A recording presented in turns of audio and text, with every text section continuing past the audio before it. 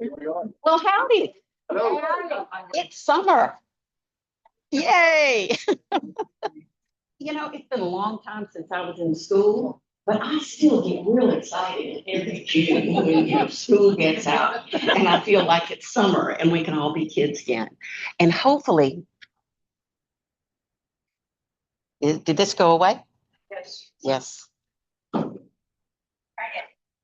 And hopefully today's program will take us back to when we were kids or teens, or I do realize that some of you are under 57 years old. When I sent the email out and said, all of you have to remember where you were when man landed on the moon.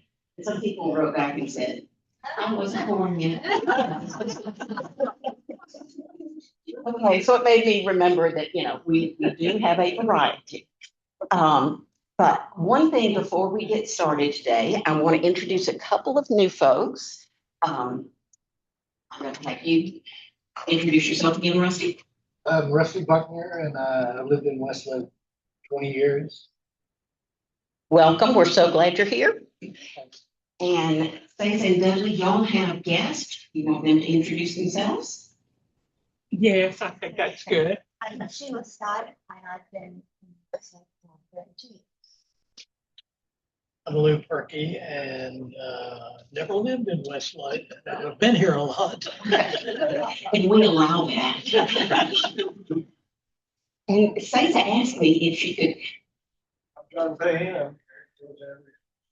It's so good to have you with us today, John. Thank you for bringing him.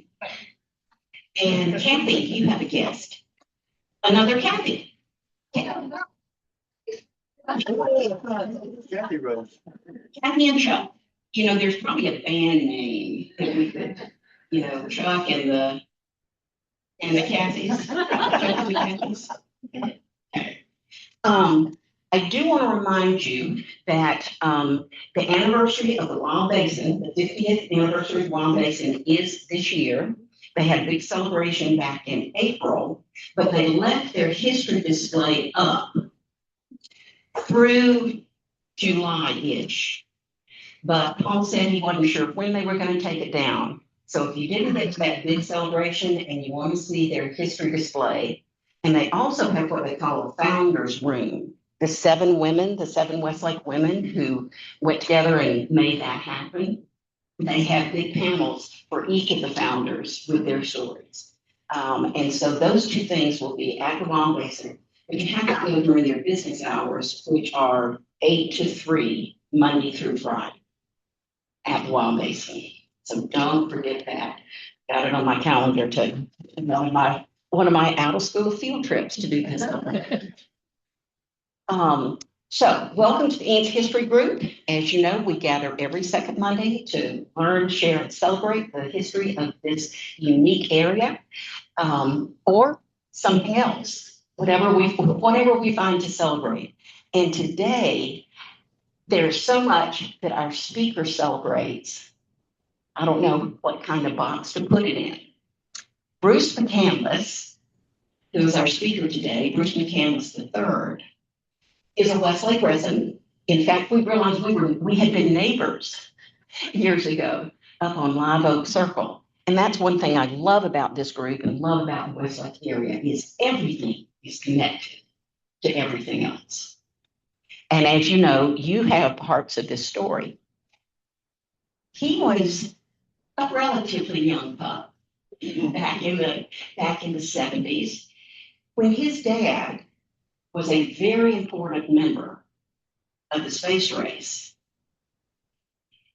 And he will be sharing that story with us today that's both personal, but also very, very American and the story of all of us in our collective experience, because we all remember how we were involved in watching, in participating, in cheering on our race to the moon and the other space explorations after that.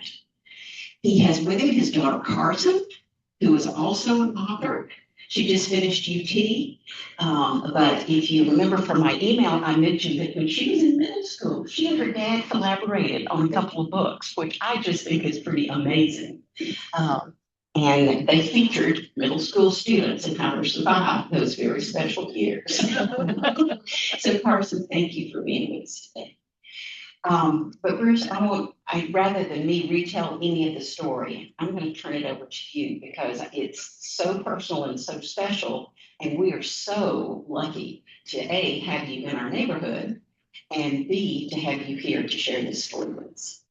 No,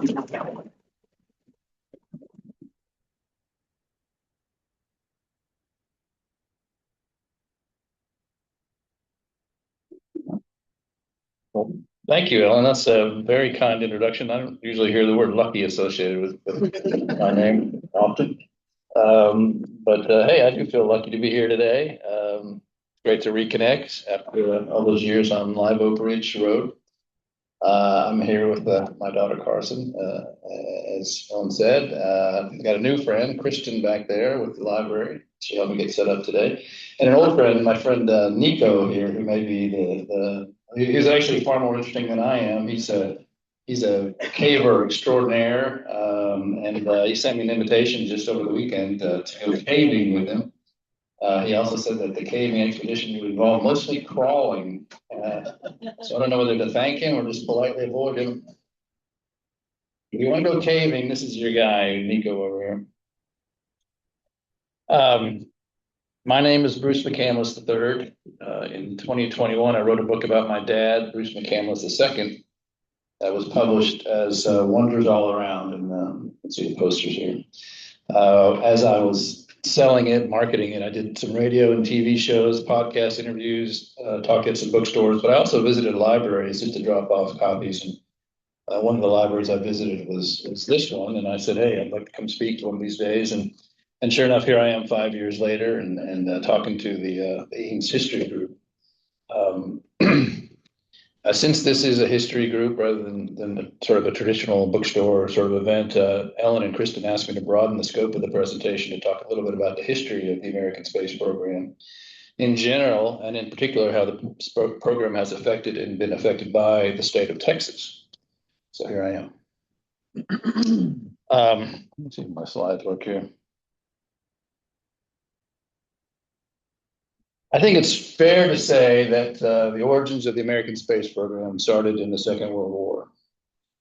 Two developments were particularly important. One was the development of the V-2 rocket. The German military and a guy named Wernher von Braun in particular developed the first sort of guided ballistic missile. You can see a picture of it here. And it was also in June of 1944, it had got to the point where it was so powerful that it could actually reach space, which is defined as being about 50 miles above the surface of the Earth. It wasn't a particularly important strategic weapon because it was introduced late in the war. There just weren't that many of them. But it was a terrible weapon of terror, and it killed a lot of civilians in England and Belgium toward the end of the war. And it created a lot of surprise and excitement among American and Soviet military planners who saw the potential of this weapon. The other really important development in the Second World War that contributed to the development of the space program was the development of atomic weaponry. So the idea that you could have a rocket that could travel between countries and could be loaded up with potentially a payload as destructive as an atomic weapon caused scientists, engineers, military folks in all parts of the world to start thinking that we need to do whatever we can either to stop this from being developed or to develop our own or both. So these two developments, I think, were the most important in creating what we call the space race.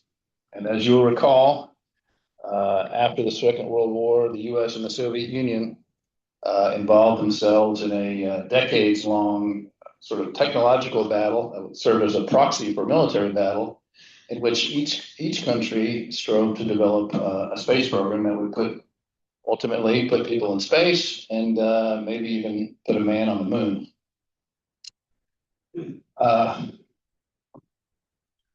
Both sides used German technology and German scientists and engineers to get started. The spectacle of activity in space, particularly military activity, were fascinating, frightening, and possibly overhyped. But once it started, the race had a life of its own. Its biggest goal wasn't actually the delivery of an atomic payload, though that was the underlying message. Its symbolic goal was to put a man on the moon. There were numerous contests along the way, and the wonders all around is the story of one of the men involved in that race. That man was this guy, Bruce McCandless II. There he was about 6 years old. He was always fascinated with airplanes and flying. Not only mechanical flight, like airplanes and rockets, but he was also a big ornithologist and a wildlife rehabilitator, particularly later in life. He loved birds. He was the head of the Houston Audubon Society for many years. And he and my mother, Bernice, rehabilitated birds, injured birds and sick birds for years. They had owls and hawks and even a loon at one point, which we kept in the garage until it was well enough to be let loose in the wild. But I just say all this because he was always fascinated in flight, even as a kid. He was born into a military family. He was present at Pearl Harbor on December 7, 1941, when the Japanese attack killed 2,400 Americans, injured another 1,200. His father was serving on the USS San Francisco at the time, and managed to get down to the harbor in time to pick up a .45 caliber pistol and start shooting at the Japanese planes going overhead. Didn't make a lot of difference, but that's all that he on the USS San Francisco had to use to fight back, because the ship was about to go into dry dock and all their weapons had been disassembled and the ammunition was gone. So he was out there with a pistol trying to fight off the Japanese. There's Bruce McCandless, the first, my dad's dad, is there on the right, talking with Lieutenant Commander Herbert Shomland and with Admiral Chester Nimitz, who is as you all probably know, is a Texas native, was a Texas native, became the CINCPAC, the Commander-in-Chief of the Pacific Forces, Pacific Fleet during the Second World War. So my dad grew up with this fascination with flight and with a military legacy. He was a big admirer of his own dad, but in other respects, he was just like any other kid. He went to camp. Here he is as a 10-year-old on the far right there. Rode horses, read science fiction books, that sort of thing. And like a lot of kids back then, was fascinated by Buck Rogers. I don't know if you guys remember Buck Rogers at all. Do you remember? Yeah. So Buck Rogers had in his later years, especially, he had a jetpack that he would fly around with and fight you guys with weird shoes and fire at I guess enemy spaceships and that kind of thing. And so that was another thing that my dad was fascinated with, the possibility of jetpacks and being a hero and that sort of thing. And eventually he's got his chance to do that. So he went to the U.S. Naval Academy. Here he is getting his diploma in 1958 from Dwight D. Eisenhower. And he wanted to be a submariner while he was at the Naval Academy. But then in October of 1957, the space race touched him in sort of a personal way when the Soviets set up the Sputnik satellite. And for a lot of young men, particularly young men at the service academies, this was seen as sort of a personal challenge. And Dad decided immediately he wanted to get involved in the space race as best he could. He thought maybe he could be an astronaut, but there weren't any such things as astronauts back then. So it was unclear how you did that, but he figured the best way was to become a pilot. And so he went to flight school and became a fighter pilot, served for 5 years as a fighter pilot. The closest he got to combat was he was involved in the Cuban Missile Crisis in the blockade down there. But fortunately, never had to fire shots in anger.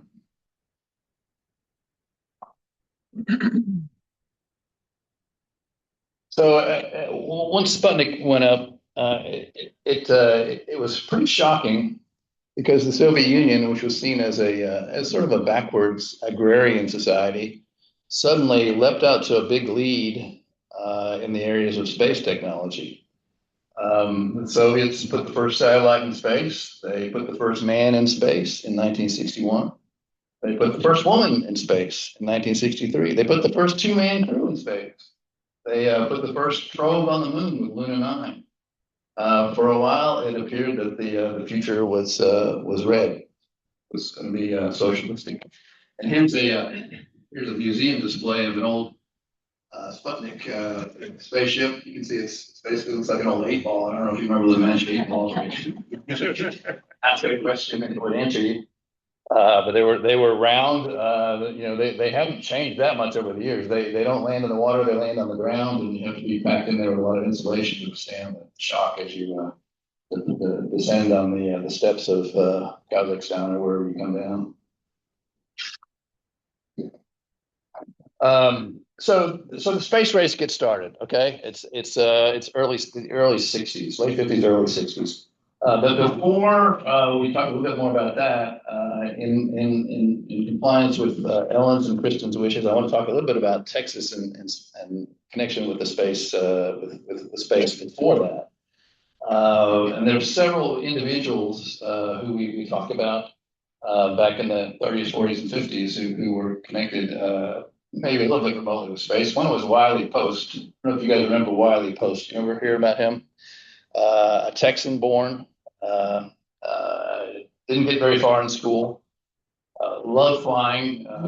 Didn't make as much progress with that as he wanted to for a while, so he became a bank robber. Sort of short person's term. Later hooked up with a barnstorming outfit and became a pretty good flyer. And became one of the first people to start to navigate the globe in an airplane. He was partly responsible for discovering the Gulf Stream, the jet stream, as a way to get across the country. And he was the first pilot to experiment with high altitude flights and pressure suits. You can see he's basically got steel. He was actually quite tall until he put on his pressure suit. And then this was, completely stiff rubber and steel and iron and all kinds of things that would cinch him up, and he'd get into his plane and fly around, and it kind of worked, and so you were able to go up where there wasn't any oxygen, and you could fly, and that's sort of the basis for the pressure suits pilots and astronauts use even today. So Wiley Post, a famous Texan and space pioneer. Frank Molina, Brenham raised, Texas A&M graduate. Any Aggies here today? Wow. That's good. They don't come to the library yet. He didn't love me. So Frank Molina, he's a son of Czech immigrants. He grows up in Brenham, goes off to Texas A&M, where he plays in the Fighting Texas Aggie Band, which doesn't actually do a lot of fighting, but they're a good band nevertheless. And then he goes off to California, where he becomes a member of what's called the Suicide Squad, which is a bunch of guys who decide they want to build rockets. They go out in the arroyos of Pasadena and they start experimenting with liquid fuel rockets and almost kill themselves. But their work becomes the basis of the Jet Propulsion Laboratory, and the technology wasn't so influential, but the interest, the practical abilities were noteworthy. He was also branded a communist and eventually had to flee the country and went over to Europe and became an artist. So he's an interesting figure. Another Texan, involuntary Texan, was Wernher von Braun, who the famous German rocket scientist who was brought over by the army at the conclusion of the Second World War, and either imprisoned or welcomed at Fort Bliss in El Paso, where he and his team of German scientists built the first American military rockets back in the 45 and 46. He wasn't sure whether he was what his status was. He and his colleagues called themselves prisoners of peace. They weren't allowed to go anywhere. but they were, they were mistreated or anything. So they got started on the American rocket program near the Second World War. Who else do we have? Here's another Texan who has a connection with the space program, John Henry Stapp. He was born in Brownwood, attended Baylor University, PhD from the University of Texas. He was an aerospace medicine pioneer. I call him a part-time maniac because his contribution to space was he did experiments on himself involving gravity and sudden stops and the effects on the human body, and he would have himself strapped to this sled, accelerated at speeds of up to 600 miles an hour, and immediately stop. He suffered numerous broken bones. His eyeballs were pulled out of his head. He had a desire to try it at speeds as high as 1,000 miles an hour. The Air Force basically told him, "No, you can't do that. We're not going to spend our money to watch you kill yourself." But his studies were real influential on how space suit or space seat restraints and that sort of thing were designed in the future. And he was an important contributor to the space program. This is a picture of John Henry Stapp. On the left, he's calm, peaceful, sitting peacefully. And on this side, he's just looked at his daughter's credit card bills. Sort of my expression too. Yeah. But no, this is him at about 400 miles an hour or whatever, careening down the track, making himself a guinea pig. So those are some ways in which Texans were native Texans or involuntary Texans like Bob Morano were involved in the early space race. But in the early 60s, NASA is formed in 58. In 1962, LBJ manages to get to the new, what we call the Manned Spacecraft Center, now Johnson Space Center, due to his influence and that of Sam Rayburn and some other folks in Congress.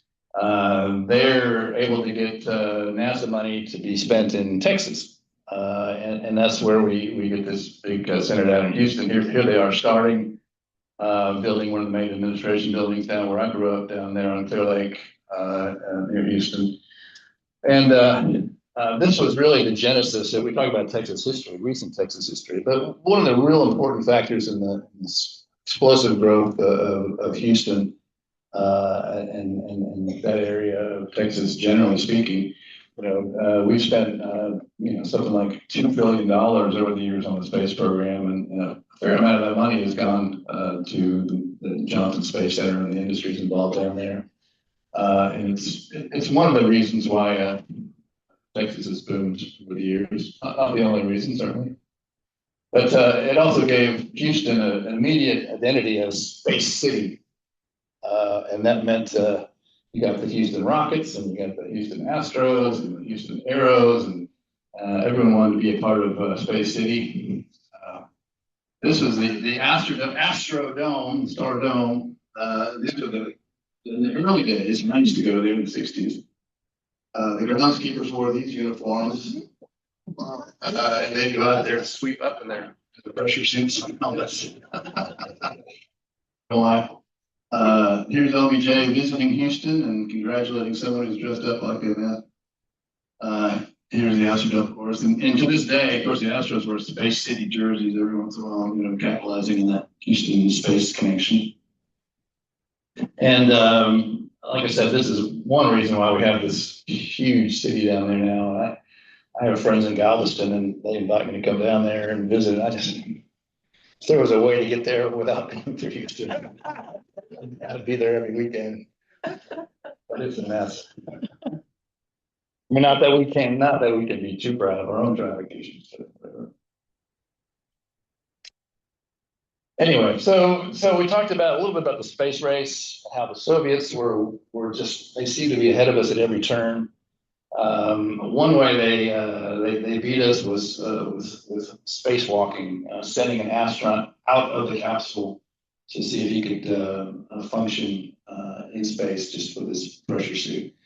And And they beat us. A guy named Alexei Leonov became the first person to do this in March of 1965. We had to respond, and we did so just a month or two later when a Texan named Ed White, who was born in San Antonio, exited the Gemini 4 capsule and spent about 21 minutes in space. And he was using what was called the handheld maneuvering unit, which is this little gadget here, which used compressed air to basically power the astronaut around. You could use it like a little gun, and you fire it this way and you move that way, and move around. It really didn't work very well, but it was a way for us to say that we were doing something that the Soviets weren't, which is figuring out how people could not only float in space, as Ed White's doing there, but actually move around under their own control. Did not work very well. Here's Ed White again, 65. Now this led to another experiment, and that was the use of a jetpack to move around in space. Gemini 9, Gene Cernan, tried to use the jetpack.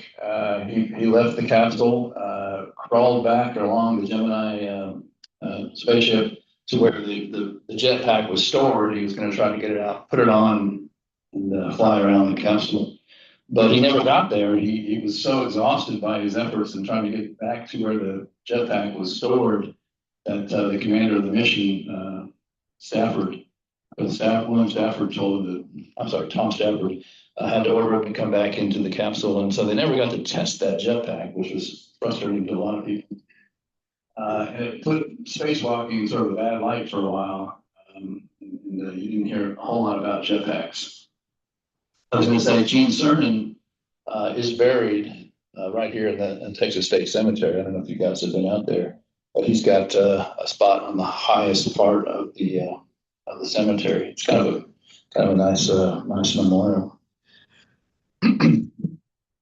Anyone know Gene Cernan? He lived around here for a while in the country.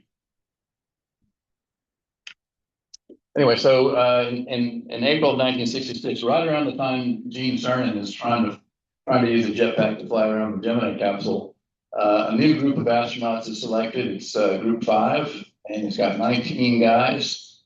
And my dad, Bruce McCandless, is one of them right here. You can see some of the guys, Don Lind, who was the first Mormon astronaut, Vance Brand back here, famous shuttle commander. Charlie Duke. Charlie Duke here. And Fred Hayes. There's Fred Hayes. Jim Irwin, Apollo 16, or Apollo 15. Yeah, so that's Group 5. He's in that group. These are all men who've been chosen to go on one of the Apollo missions to walk on the moon. There was going to be a bunch of Apollo missions that didn't quite work out the way that everyone hoped. That they were going to go up to Apollo 20. They never got that high. 3 of the missions were canceled. So not all these guys got to fly on Apollo, but several of them did. And not long after he got started, everyone was focused on getting to the moon. And sure enough, in July of 1969. We finally get there, and here's a picture of LBJ, who was as instrumental as anyone was in building the American space program, watching the launch with, lo and behold, Spiro Agnew, Richard Nixon's vice president. You don't see this sort of thing anymore. A couple of guys hanging around at the launch. It looks like he does have a I mean, you got to hand it to Spiro Agnew. Got his sunglasses and a cocktail at the launch. Why not? So as Ellen was saying, I actually do remember the landing. I was 8 at the time. I don't remember very much detail other than everyone was excited, so I was excited too. And you really couldn't see a whole lot. The images were kind of ghostly and weird. But it was for the grown-ups in our neighborhood, including my dad and mom, of course, it was a big deal, and it was a big deal all around the world. And it's something that I think we still reap dividends from internationally. in terms of goodwill and admiration for what we did back in the 1960s with, you know, technology that was not a whole lot more sophisticated than your toaster or your toaster oven, your microwave these days. It was pretty amazing. I heard an interview with Jerry Griffin, who I'll mention just a little while. He was a flight controller back then, and the interviewer was saying, were you surprised that things worked as well as they did back then? And he said, yeah. We were really surprised. It's not very reassuring. is it? So anyway, how much time do we have? I can read. I think I'll read a little. Do you mind if I read a little bit from my book about that day?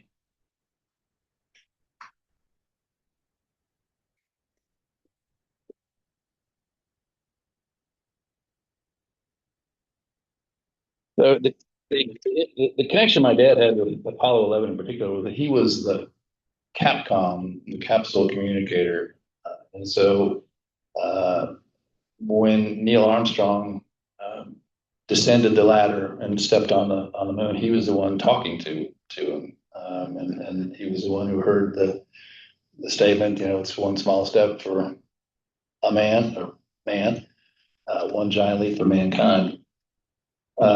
Charlie Duke was the guy, the astronaut at the Capcom who handled the landing, but it was Bruce McCandless who was talking to Neil on the moon there at first, at least. So I'm going to read about that. Charlie Duke handled the Capcom duties as the Apollo 11 astronauts descended to and landed on the moon.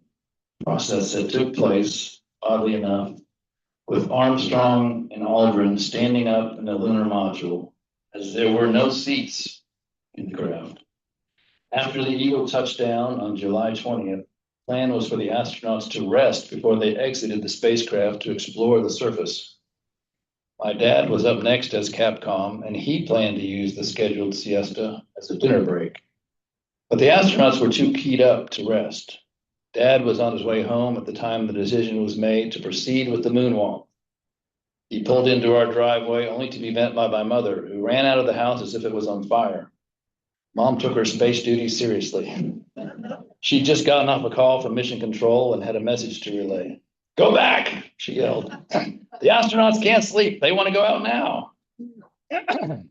Dad reversed, turned his Jeep around and screeched out of the cul-de-sac in front of our house for the 10-minute drive back to the Space Center. The moon, a waxing crescent, was standing 30 degrees above the western horizon, and my father slipped into a sort of reverie as he drove toward it on NASA Road 1. He turned right at the Utotem where I bought my baseball cards. He skirted the north shore of Clear Lake, passing the old West Mansion as he neared the Space Center. Still, the moon floated serene and imperturbable in front of him, like a black and white photograph of itself. Earth's gravitational remora, her pale, silent sister, movie star and legend, goddess and mirage. Bruce McCandless had just turned 32. He was only a few months older than his father had been when he faced down the giant Japanese battleship Hiei at the midnight seas off Guadalcanal. He was a sworn son of science, an engineer, a distant nephew of Sir Isaac Newton. He knew the formulas required for achieving initial orbital velocity, could tell you the fuel mixtures you needed, the stages and timing of rocket booster separations. He brushed sentiment away like so many spider webs. But even he was having trouble today believing that human beings, his colleagues and friends, were up there in the sky getting ready to do something no one had ever done before. He was going to be part of it. He would be talking to two men as they walked on the moon. The warm Gulf air blew through the open windows of the Jeep without offering much relief from the heat. Sweat beaded on the small of his back. His pulse danced in his wrists. Dad hadn't quite reached his lifelong goal of touching the lunar surface, but he was close. He was almost there. He could feel it. So that's my dad heading out to space to talk to the astronauts as they make the first contact with the lunar surface. One of his favorite memories, as you might imagine. There he is, Mission Control. Is this on still? Can you hear me? Okay, good.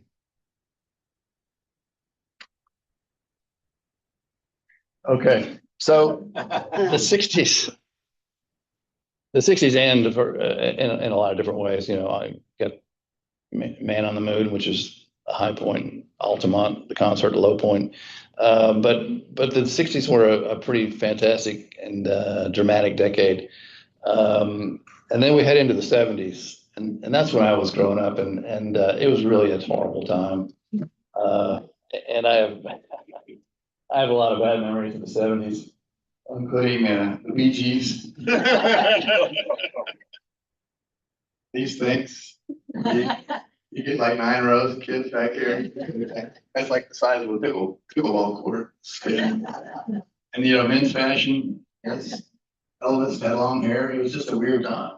But it was a weird time in space too, and people were you know, they'd been brought to a high point of excitement and energy with the space program and landing on the moon, but people weren't sure what to do after that. You know, we went to the moon 6 times, and by the 6th time, there wasn't anywhere near as much interest as there was at the beginning, and people felt like, okay, we've collected the space rocks. Now what do we do? And the Soviets had basically given up. They'd said, we didn't want to get to the moon anyway. That's dumb. You know, it wasn't until years later that we actually found documents indicating they had planned their own moon rockets, and they just never could get their big booster to work right. It kept exploding. So we beat them, and their attitude was their response was, we didn't want to go to the moon. We wanted to do space stations, and indeed, they've spun up the first space station. So it was up to us to follow suit, and we set up what's called Skylab. In the meantime, because the 70s were kind of a downtime, my sister and I got to go out to the space station. We got to go out to NASA and try out some spacesuits. We were hoping it would lead to bigger and better things, but that's as close as we ever got. So here's our first space station. It's called Skylab. It was kind of a disaster. It was the first, you know, Skylab was sent up. There was some problems. It ripped off a solar shield. One of the solar arrays was ripped off, so it was always lopsided like this. And this was kind of a band-aid that the first crew of astronauts put out. It's basically a parasol of sorts that they stuck through a hole in the Skylab, and it functioned well enough to keep temperatures down. And Skylab was able to function, and you know, 3 crews visited and did scientific experiments. The biggest experiment really was extended stays in space by human beings, and what you had to do to survive up there. We learned then that you had to do a lot of exercise because almost as soon as you get to space, your body starts to weaken and your bones lose density and your muscles don't function as well, and your eyeballs flatten out and that sort of thing. So Skylab was really important in learning how to live in space, and we're still using those lessons on the International Space Station. But it was important for my dad too, because it was the time when we started experimenting again with how you get around in space once you're out of a spaceship. Okay, there were 3 ideas of how you do that. One was that handheld maneuvering unit. Remember that Ed White used? Was there some way that you could use this thing and figure out how to use it with your center of gravity and really be efficient in how you got around, with this handheld maneuvering unit? It turned out no, you really couldn't do that. Another idea was what they call these rocket shoes, where you would actually have jets down here, and you'd use your hand controllers to fire jets in your boots, and you'd fly around with rocket boots. Is that going to work? That didn't really work very well. But the best thing they found out was a jetpack that you could control with your hands, and you'd wear on your back, and you could control it better because it was more aligned with your center of gravity and that sort of thing.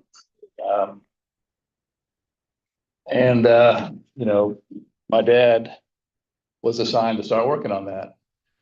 And he really spent years, he and his engineer colleague, Ed Whitsitt, who you see here, designing and eventually manufacturing this nitrogen-powered jetpack. It started out as a pretty small deal. It ended up being quite large. It weighed the ground, at least it weighed 326 pounds when fully fueled. Wiley Post had it easy. It was obviously in space it wouldn't get away then, but it was pretty tough to work with on Earth. And he spent a good part of his career working on this thing because after the shuttle, the next project was, I'm sorry, after Skylab, the next project to come down the pike was the space shuttle. And the space shuttle was going to be used to launch satellites. And they thought, well, we're going to use it also to service satellites if the satellites aren't working.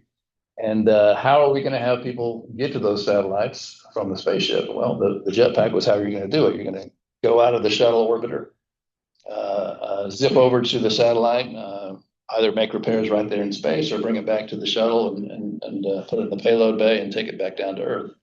And so they were very keen to develop something that would allow you to do that. And that's what this machine was. This first shuttle takes off in April of 1981. I think everyone remembers that, right? You remember the first shuttle launch? I mean, it wasn't as dramatic as Apollo, obviously, but it was pretty cool. I was in college at the University of Texas. I was taking a Marxist studies class with a bunch of communists. Our professor was a communist. And someone asked him if we could take some time off from class to go watch the launch. And he was just incredulous. He said, "You want to watch that militaristic exercise?" And yeah, and we were like, "Yeah." And we filed out of the class and went and watched shuttle go up. So anyway, so it was real successful. We were back. We had this cool new technology, and Dad suddenly had a potential client for his jetpack machine, which had now come to be called the Manned Maneuvering Unit. And the first goal of the Manned Maneuvering Unit was going to be to go out and get the Solar Max satellite, which had been launched back in '81, and it worked for about 6 months, about the length of a Major League Baseball season, and then it went kaput. And no one, they actually did know why some of the circuits had blown out. And it wouldn't have been it would be an easy fix if it weren't for the fact that the satellite was 160 miles above the Earth and no one could get to it. So my dad proposed, "Hey, I'll take the MMU out and get it, and we'll fix it." Well, and here's his mission. This is STS-41B. It's the 11th shuttle mission. This is Vance Brand over here, the commander of the mission. Hoot Gibson, the pilot. Here's my dad. Here's Ron McNair, who's a mission specialist, and Bob Stewart, an Army officer who was a mission specialist. And they're going to go up there. They're not going to take the MMU out to get the Solar Max satellite. They're going to go take it up there and just see if it works. And Dad is, because he was the one who sort of built it, he gets to be the one. It's not working. Is that okay? He gets to be the one to test it. And lo and behold, he gets up into space. They do some preliminary work testing. This is what's called the Canadarm, the robotic arm that the shuttle used quite a bit back in the '90s. And then they test the MMU, and lo and behold, it works. And it's nitrogen powered. See if I could just get it too.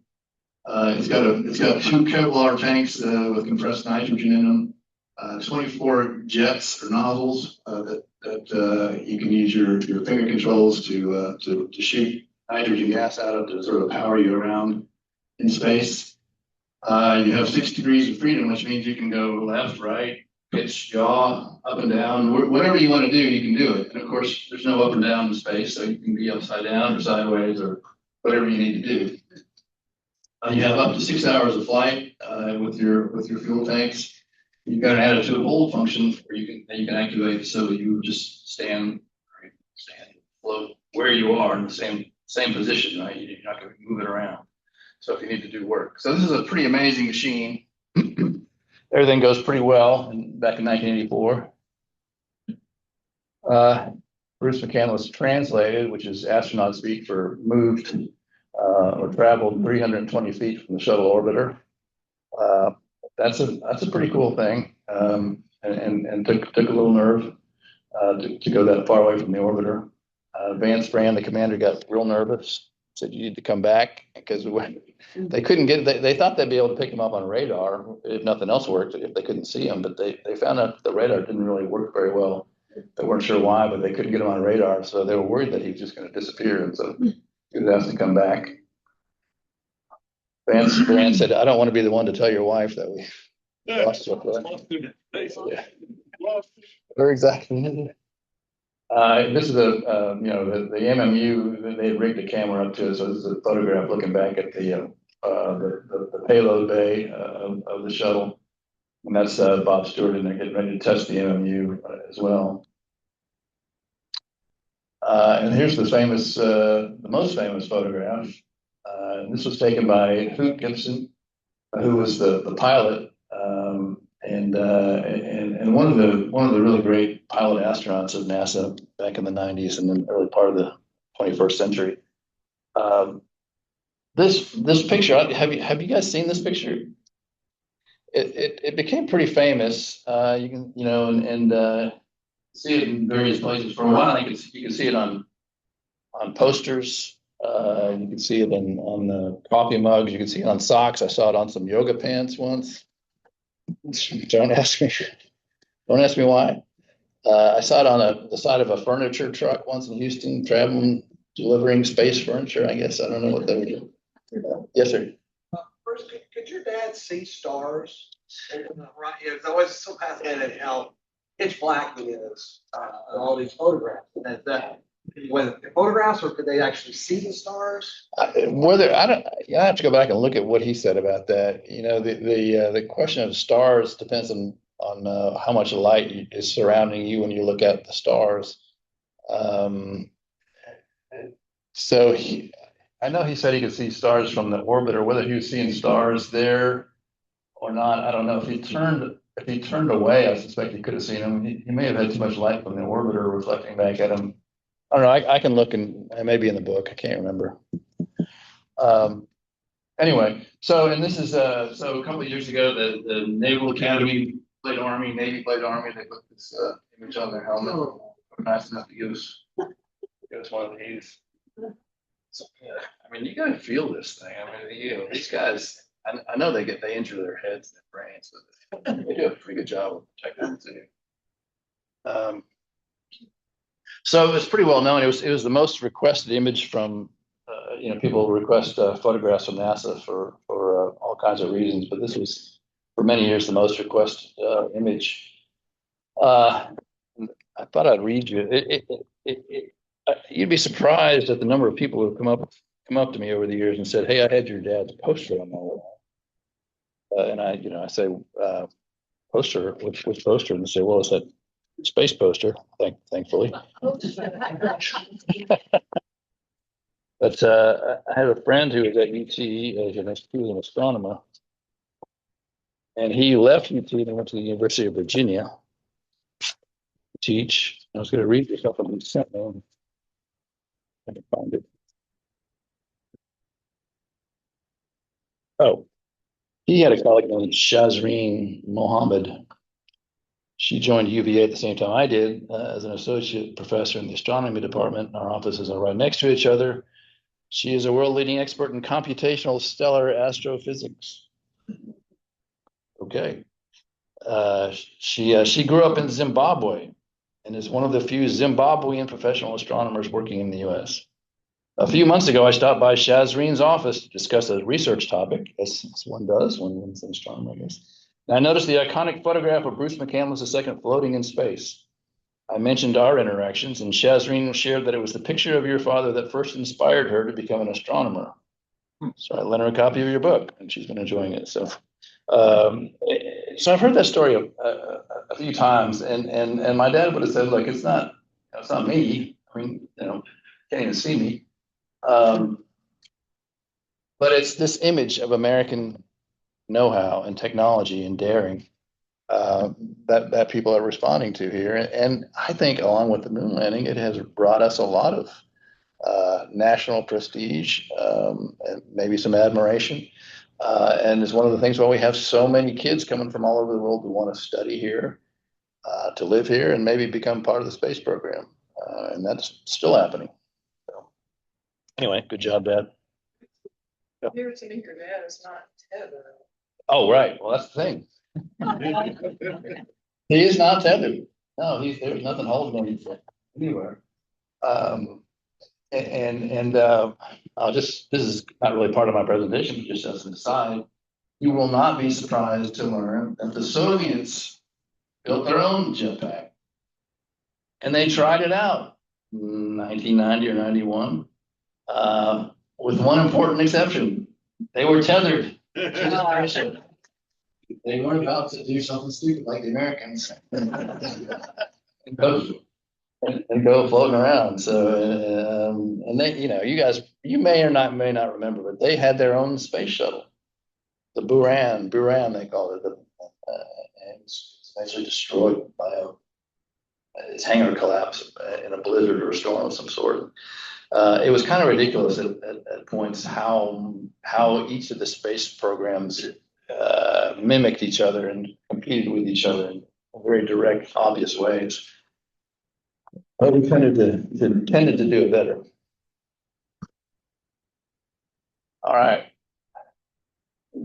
Oh, so I was going to say that image. It may be overstating things, but it became sort of iconic, and it became a symbol of NASA and the space program, and maybe of the U.S. General for certain people.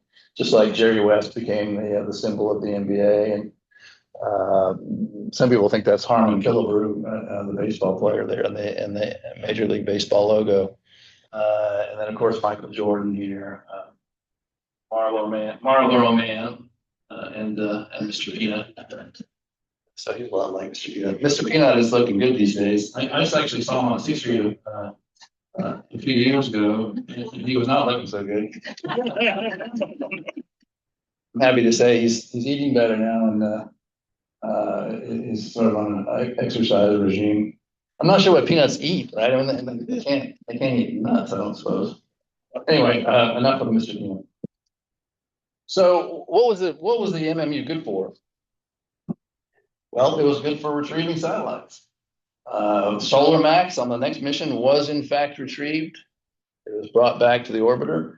It was fixed. It was released into the wild again and functioned for several years and produced a lot of good data. On a mission after that, 2 astronauts went out and retrieved 2 communication satellites and brought them back to the space shuttle. They were put in the payload bay and brought back to Earth and later sent back into space. So it wasn't just a cool thing. It had practical importance and did good work. And this is a picture of Dale Gardner, sort of looking like an ant with a big crumb, bringing a communication satellite back to the orbiter. Unfortunately, in January of 1986, something really terrible happened, and I remember it very well, and I'm sure you guys do too. The Challenger disaster killed 7 astronauts and really put a sudden stop to the space program for a while. And when NASA recommenced shuttle activities, it was a different NASA. It was a much more safety conscious NASA. It was a much more conservative NASA. And the idea of guys in jetpacks flying around grabbing satellites and bringing them back to the orbiter just didn't seem very appealing. And it was determined that the orbiter itself could, generally speaking, get you close enough to what you needed to do that you could grab it and use the robotic arm and maybe bring it back to the orbiter. And we didn't need to risk people's lives by having them fly the jetpack. So the jetpack, unfortunately, didn't get used after that. It morphed, it mutated, and by the time of the International Space Station, it had become a different machine. It's called the Self-Assist for EVA Rescue Device. So smaller, simpler, easier to use, less fuel, less powerful, but it's a jetpack that all astronauts, all American astronauts, not the Russian astronauts, wear when they do spacewalks on the ISS. And the idea is, if you get untethered, tether breaks, or you forget to tether yourself properly, you have the jetpack to get yourself back to the space station if you need to. It's not good for much else other than that, but so they all wear those, and fortunately, they've never actually been used for that purpose. They've been tested. As you can see, this guy's flying around with his safer device here, untethered. So that's what happened to the MMU. That's the program the project that my dad was involved with that was the most spectacular, but it actually was not the most important. After that, he started working on the Hubble Space Telescope, and I'll tell you about that in just a second. But in keeping with Ellen and Kristen's directive to talk about Texas and space, I just wanted to mention that we've had a bunch of Texans involved in the space program. I'm sure we'll have many more in the future. But you probably recognize some of these names. Al Bean, Texas native from up North Texas, UT grad, Apollo Skylab astronaut. Bob Crippen, the Beaumont native, a shuttle astronaut, UT grad. Bill Muehlberger. Anyone know Bill Muehlberger? Yeah. Okay, right. And Edie used to live up on Spiller Lane. Yeah. I haven't seen her in a while, but her father-in-law was Bill Muehlberger. He was sort of a NASA's rock star UT geologist who taught the NASA astronauts what to look for on the moon and what sort of rocks would be of interest and how to grab them. Jerry Griffin, Texas native, Texas A&M grad, flight controller, head of Johnson Space Center. Stephanie Wilson, Michael Baker, Paul Lockhart, all UT graduates and astronauts. And Emily Nelson, who's an Austin kid and a UT grad, who was a flight controller of Artemis II, which recently went to the moon and back with a 4-person crew. I'm sure you guys saw some of that. Yeah. So there we go, some Texans associated with the space program. Oh, Hubble. Hubble Space Telescope. This is the other thing my dad worked on with the space program. Deployed in April of 1990. People always say it's about the size of a school bus. It barely fit in the payload bay. It's powered by these big solar arrays. They had some trouble getting it out of the payload bay, but it finally deployed. And not long afterward, they started getting images from Hubble, and they were terrible. They said, "What is this? This is not what we paid for." It turned out the main mirror, had been manufactured exquisitely well, but to the wrong specifications, which means they had been screwed up. I always said to my dad, "So they messed that up, didn't they?" He'd say, "No, they did it. They did it just right. They just did it to the wrong specifications." I'd say, "Well, what if I mowed the lawn just right, but to the wrong specifications?" Anyway, so the fiction was in 1993. NASA went up with some astronauts, and they put what they called contact lenses on the main mirror, and that fixed the problem. And ever since, Hubble's been sending us back great pictures. But my dad was on the flight that deployed Hubble, and he and an astronaut named Stewart. Wait, I can't remember her name. It's been a while since I worked on this. Another astronaut actually helped design it so that it could be serviced and maintained in space. As a result of that, the telescope has been up there since 1990, so that's 36 years. Its original lifespan was supposed to be 15 years. It took a picture of Jupiter, which is maybe the least important thing it's done. 36 years in service, 5 billion miles traveled in orbit, serviced in orbit 5 times, hundreds of thousands of images transmitted to Earth, data cited in 22,000 scientific papers, counting, established the Hubble constant for figuring out the age of the universe, discovery of dark energy. Deep field imaging revealed that empty space is teeming with galaxies. Helped to discover the black holes at the center of galaxies. A lot of people consider it the most important scientific instrument ever created, and it's used by astronomers all over the world. It's hard to get time on the Hubble, but you can apply for time, and if you've got a good enough project, you're going to get some availability. And so it's still up there. I mean, there are other instruments up there as well, but Hubble is still the most widely used and maybe the most important. Let's see. Okay, well, that was sort of my dad retired from NASA, and not long after he helped put the Hubble up. Here are my mom and dad on the beach in 2013. My mom would probably be mad that the only picture of her is one where she's wearing sandals and a hat, but maybe next time I'll put a better picture in there. But anyway, after retirement, my dad went to work for Lockheed Martin still doing space stuff. Spent another 24 years there. They had to drag him out of the office. He just, after 50 years of working on space projects, I guess they figured he'd had enough, and he retired and spent some time hiking, that sort of thing. He died in 2017. My mom died in 2014, but that's one of my favorite pictures of him. So that's Bruce McCandless. What's where are we now? Do we have a little bit of time, Ellen? Or are we done? Okay, good. So where are we now? There's still a space race, but it's a different space race. Now it's not the Soviets. The Russian space program is just not doing very well. You may have read that they blew up one of their launch pads back in late 2025. They seem to have gotten it back online, but that was an embarrassing little accident. And their portion of the International Space Station is now leaking, and it's causing a problem for the ISS. So the Russians are spending too much money killing the Ukrainians and not enough money on the space program. And our big rival now is China. And the Chinese are doing a great job of very slowly, incrementally making progress in space exploration. They've got their own space station. It's smaller than ours, but it's perfectly functional. And they've got plans to land on the moon in 2030. We have plans to land on the moon in 2028. We don't know if we'll get there in time. We could talk about that too, but that's the plan, to establish a lunar base in 2028. To do that, we need a rocket. We've got a rocket, SLS rocket. It's big and it's way over budget, and it's old-fashioned, but it does work.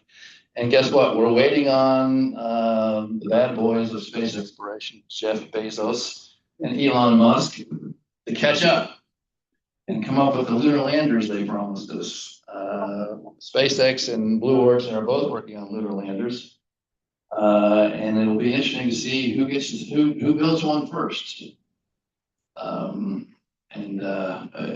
It's really kind of up in the air. It's ironic that all of a sudden, old prehistoric caveman NASA is waiting on the private industry guys.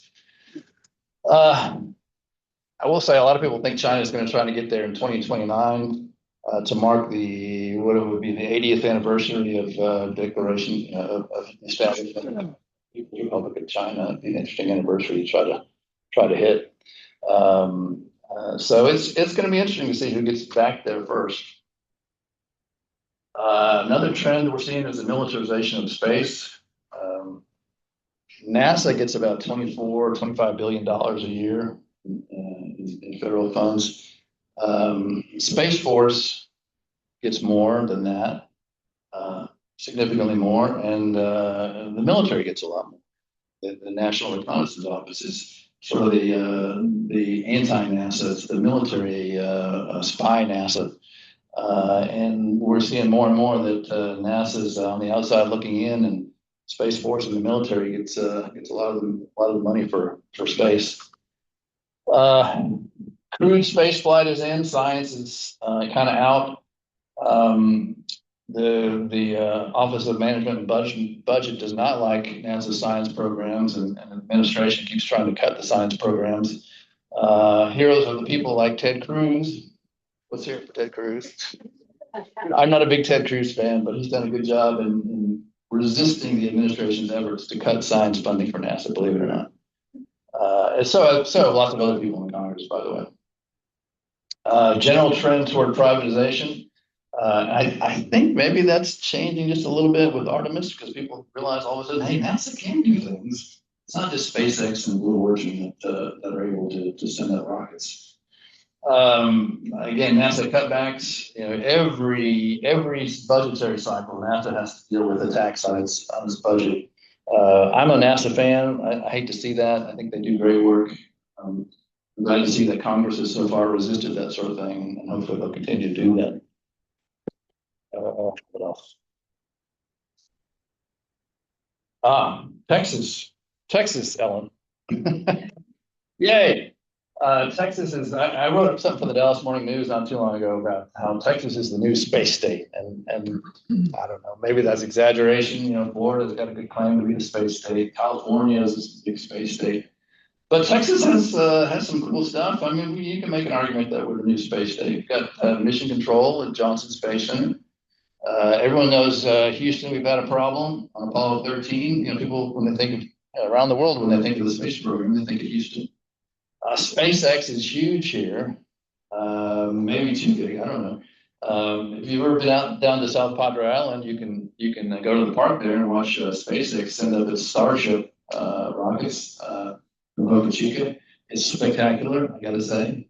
They also have facilities up in McGregor, of all places. They test their rockets. They test their rocket engines, and the neighbors don't like it very much. We've got private companies like Firefly. Anyone know Firefly up in Cedar Park? They're the first company to launch and land successfully a probe on the moon from right here in little old Austin, Texas. And it's hard to do. Other folks have tried it and it hasn't worked. We've also got Axiom and Intuitive Machines down in Houston, also very important space companies. Houston has the Lunar and Planetary Institute, where the moon rocks are kept, the mystical, natural moon rocks. Van Horn, Texas, anyone know what that is? Far west, okay, that's where Jeff Bezos has been setting up his tourist space flights. He's not doing that. He doesn't seem to be doing that anymore. You know, he sent his wife up with some other ladies. It was very cool, but I'm not sure they have enough customers all of a sudden to pay for what they like to get for their launches, so they haven't done anything. Matagorda Island, how many people knew this? Was the site of the first commercial space launch back in 1981. Matagorda sent up the Conestoga 1 rocket back then. It was a huge deal. People said this is the start of the new space age, but it didn't turn out that way. We had to wait a while after that. And of course, we're the first home of the V2 engineers out in far West Texas, and home of the first military rockets. So there we go, Texas in space. If anyone asks you if we're the space state, you can say that, all that stuff. What's next? Return to the moon. That's going to happen, you know, here in the next couple of years. Yeah, I'd say the next 4 years anyway. Retirement of the International Space Station, that's overdue. Some of the modules of the space station have been up there for over 30 years. They're getting old and they're starting to get leaky, especially the Russian ones. The Nancy Grace Roman telescope will be launched in the next few years. It's like the Hubble Space Telescope, only bigger and more powerful. And people think that we're going to find literally thousands of new exoplanets with that thing. In other words, planets that are orbiting stars other than stars in our galaxy or a star in our solar system. We'll probably start to see asteroid mining, or people trying to mine asteroids. People will be at least doing flybys to Mars probably the next 10 to 15 years. And, you know, it's always speculative, but one of the big goals for anyone involved in space exploration is figuring out if life is possible elsewhere, or if it even exists elsewhere. And so we've got a couple of space probes going up in the next 3 or 4 years that are going to look for life, evidence of life or livability here in our solar system on moons like Enceladus and Titan. So that should be interesting as well. Here's a picture of the Dragonfly, artist's conception of the Dragonfly mission's centerpiece, the Octocopter. Which is this device. It's going to be a probe that flies around on Titan, which was Saturn's moons. It's got 8 rotors. The atmosphere is so thick that some people say if you strapped wings to your arms, you could actually fly there. It's much thicker than Earth, and the gravity is less. So you know, this machine is going to be able to fly much more easily than the Ingenuity helicopter we had on Mars. So it'll be really cool to see that thing in action. And then, you know, this is really sort of the end of the presentation, and you talk about people involved in space exploration, and I think about my dad's career and what he was up to. And you wonder why do it? What's the point? Why are we doing this? Why are we spending so much money on NASA and rockets and that sort of thing? And there's a bunch of answers, and you guys have answers just probably as good as any that I have. But one of them is the Neil Armstrong answer, which is that curiosity is hardwired into our systems, that we are curious by nature, and space is a huge mystery. We want to know more about it. I think one of the most important parts of our space, one of the most important selling points for our space program is the prestige it brings us worldwide. Soft power of inspiration, thinking that, hey, you can use an American satellite like the Hubble Space Telescope, even if you're in Germany or you're in the Philippines or you're in Mexico, you can get time on an American observation satellite and pursue your scientific interests. Spin-offs and innovation. NASA does a pretty good job of talking about how its work and the American space program generally have led to all sorts of innovations that improve our lives, maybe improve our lives. I mean, GPS is probably the most important. Cellular communications, i.e. the stuff that allows us to use cell phones and that sort of thing. Those are, most of it is satellite based and all pretty recent. Public works, say what you will about government spending, but it's been important in the growth of Texas and important in the growth of Houston. We spend a lot of money on good things, on educating people and building things and trying things and experimenting on things. And I think it's a good use of public money. It's really hard to separate peaceful, what we've done in space that's peaceful and what we've done in space that turns out to have military applications as well. It's a hard fact that the Chinese are active in space. They're good at space. They have surveillance satellites. We have surveillance satellites. It's a sad fact that we have to keep up, and we have to be aware of what our rivals are doing up there. We have to be able to counteract that. Hopefully, we're not going to end up seeing weapons in space, but it could happen. And finally, planetary defense. As some of you may know, Earth is struck all the time by asteroids. Most of them are pretty small. We see them as meteors. They don't do much damage. But every once in a while, there's one that's big enough to cause some real problems. We've been lucky lately, but we won't always be lucky. And one of the things that NASA did the last, I don't know, it was 5 years ago, was figure out how to hit and deflect an object in space, which would be important if we ever identify a large object heading toward us. And you'd be surprised how many there are out there and how many possibilities there are. It was, as you may recall, it was an asteroid that hit Earth 65 million years ago that essentially wiped out a fairly large portion of living creatures at the time, led to, some people say, the demise of the dinosaurs and that sort of thing. So when people talk about how we need to spend more money on the environment, and pay more attention to our environment, I agree.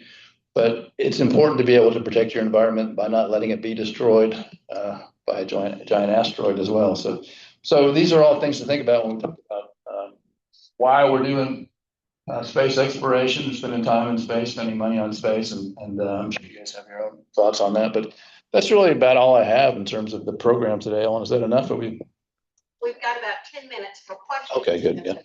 Yeah, excellent. And I'm going to pass the microphone so we can hear the. Say your name, please. She's from, Hi, Sheila. manager, mother, hopefully help.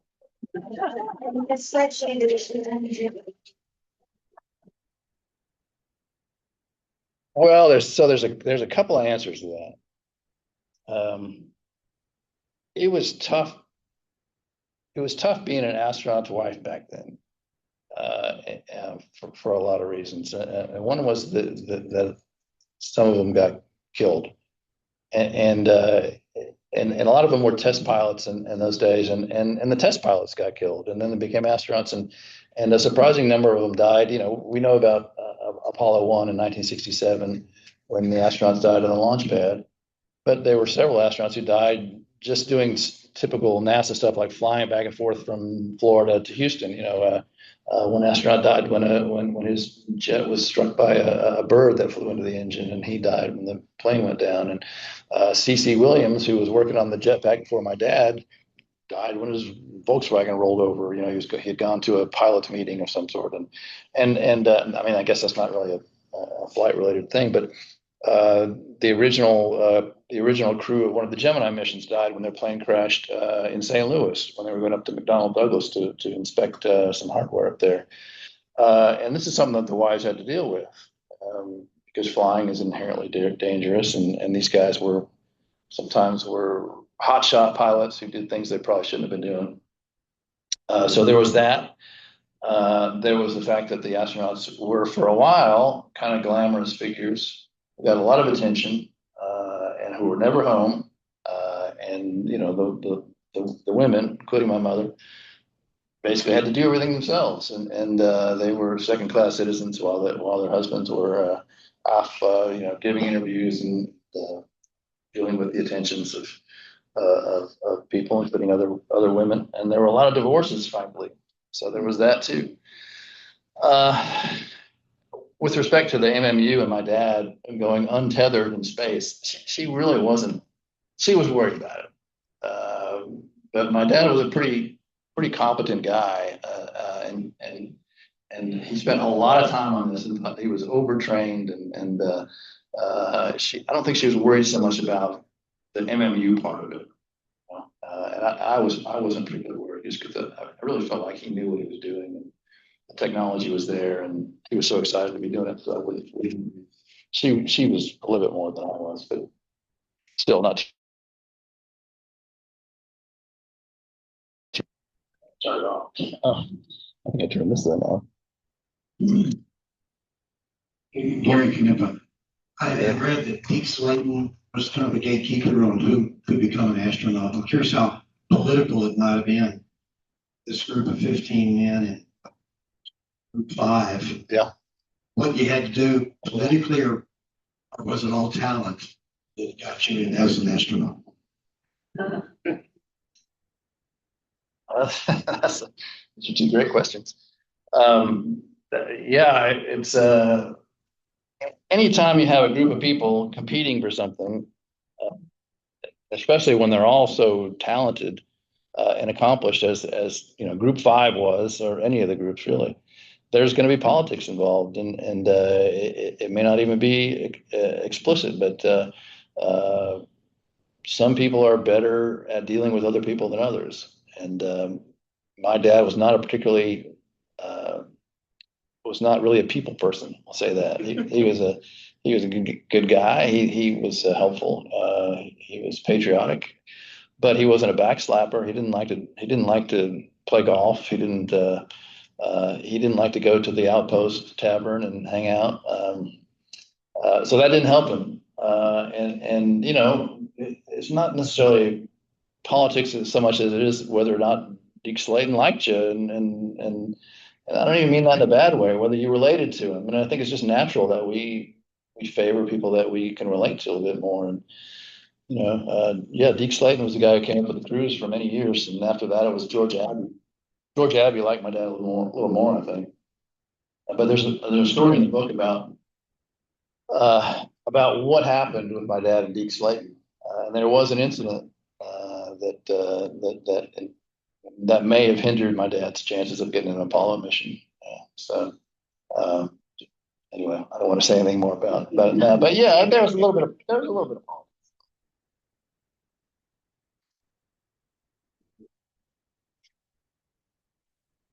Rex Hoover, and one quick context, I've always been amazed. It was 66 years from Kitty Hawk till Neil Armstrong. And it's been 54 years since we've been back. And it's been only 24 years since Elon Musk was 30 years old and sold PayPal. And as a single person, he had $100 million, which is a lot of money in one regard. But he started Tesla and SpaceX 24 years ago to start. And Friday, he's probably going to become the first trillionaire on the planet. And he never takes the money out. He just puts it back in. So I think everything with Elon is really accelerating very rapidly right now. And I'm really interested to see what happens as he goes public with SpaceX and all of that. So I'd like to get your comments on that. And then real quick, Charlie Duke ended up down in New Braunfels, and his son was a fraternity brother at Baylor with me. Nice. And then did you ever know Stuart Russo, who was Apollo 14, the third? You know, he was the pilot and he lived in West.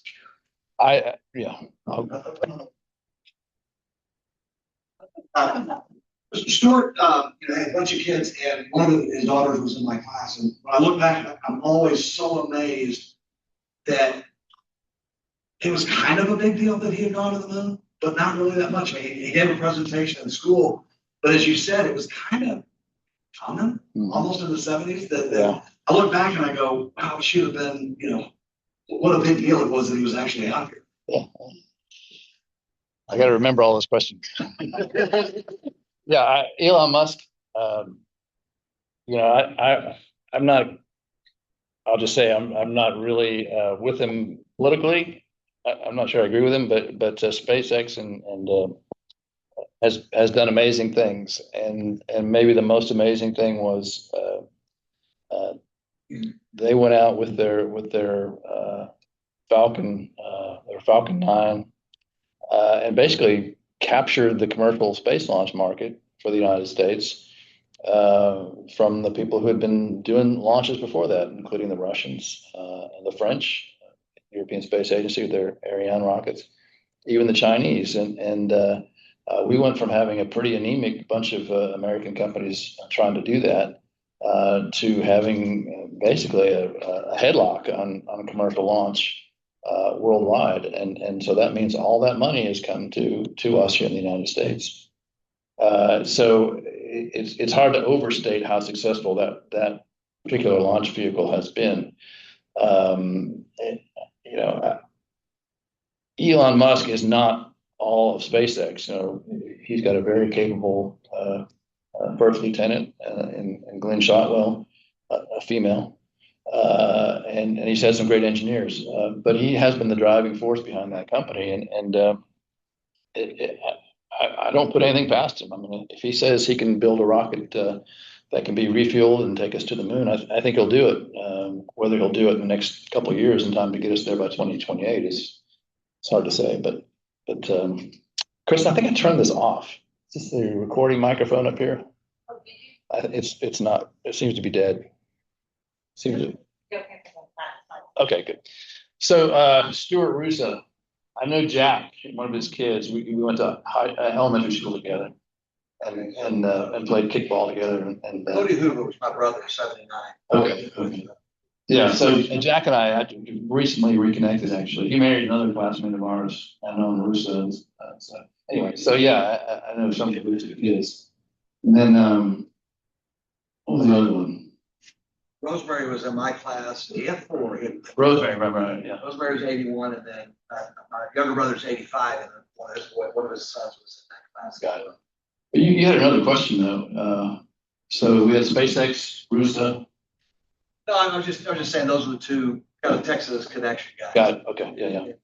It's kind of just weird that Stuart Russo was not a bigger deal. Mm-hmm. I think there's only been 6 people flown on the backside of the moon. It's more people have walked on the moon. Right. That's true. Well, back there, and it just Charlie Duke and Russo both became Coors Beer's distributorship. That's right. Interesting fact. Yes. Okay. Payoff for being that. Yeah, that has to have been pretty lucrative. And in the 70s, especially, of course, was a big deal. Okay.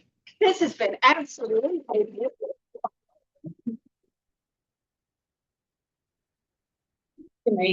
I mean, every July, every June and July, I get excited about space again. Maybe it's all the fireflies outside and the moon, the full moon. Yeah. But I always want to watch all of the Apollo movies and all of the the asteroids that are coming in to hit hit us.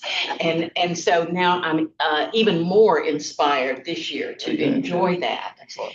And the story of your dad's career is incredible.